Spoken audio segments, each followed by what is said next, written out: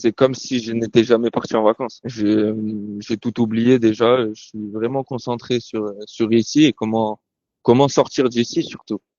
Alan Isnar fait partie des Français coincés à Doha en raison du conflit au Moyen-Orient. Il est parti de Bangkok le 28 février avec sa compagne et des amis après des vacances en Thaïlande. En transit à Doha, il monte dans son avion, décolle en direction de Nice et vole pendant près de 2h30. Je regardais beaucoup le plan de l'avion, comment il volait.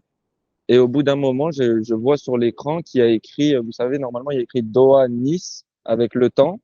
Et en fait, là, il y avait écrit Doha-Doha. Et ensuite, on a reçu un message d'alerte sur le téléphone en plein vol. Tout le monde a commencé à paniquer dans l'avion et c'est là où qu'on a commencé à avoir des directives par le capitaine. L'avion fait demi-tour pour retourner se poser à Doha. De retour à l'aéroport, Alan et ses amis pensent d'abord qu'ils vont pouvoir repartir, mais sont finalement emmenés dans un hôtel payé par la compagnie. Ils tentent alors de se rendre à l'ambassade française. Je suis actuellement avec ma petite copine, son petit frère, un ami à moi, sa femme qui est enceinte pas mal, qui a plus de 6 mois de grossesse. Moi, j'ai un problème médical qui fait que j'ai qu'un seul rein, donc j'ai besoin de quelques petits trucs, pas grand-chose, mais voilà, c'est quand même à surveiller.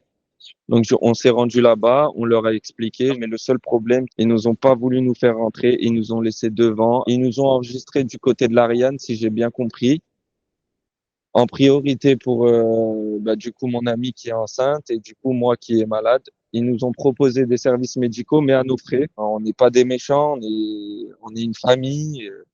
Au moins nous faire asseoir, nous faire comprendre la situation, prendre seulement 15 minutes de leur temps, de nous expliquer comment se passe, qu'est-ce qui va se passer. Mais la seule phrase qu'on a eue, c'était on prend votre identité, on vous enregistre directement et tenez bon, ça va durer 4 semaines. En fait, à ce moment-là, l'ambassade est déjà fermée pour respecter les consignes des autorités du Qatar, mais Ilan assure que personne ne leur a expliqué cela. Il dit qu'après avoir insisté pour parler à une personne française, une gendarme vient les voir et leur dit qu'il faudra patienter 4 semaines. On est vraiment libre à nous-mêmes. Personne ne nous dit vraiment quoi faire, personne nous donne de réponse. Même quand on part en ville, les personnes qui habitent là, pour eux, c'est habituel. Ils comprennent pas notre inquiétude de se dire qu'on est loin de notre pays, qu'on n'est pas là pour ça et qu'on était censé rentrer en France. Et que, voilà. Je suis commerçant indépendant à Saint-Tropez. J'ai ma propre alimentation, donc je n'ai pas pu encore l'ouvrir. La saison va commencer. Ma copine à son bureau, elle est en stand-by. Ilan et ses amis n'avaient toujours pas récupéré leurs valises le 4 mars. Quelques vols ont eu lieu dans certains pays du Golfe, comme aux Émirats arabes unis, mais la reprise reste limitée. Près de 400 000 Français, habitants ou touristes, se trouvent dans les pays du Moyen-Orient touchés par la guerre. Des premiers vols de rapatriement ont été organisés par la France. Ça qui nous rend un peu le plus fou, c'est que tous les pays voisins, les- le Golfe ici, tous les aéroports voisins ont des vols.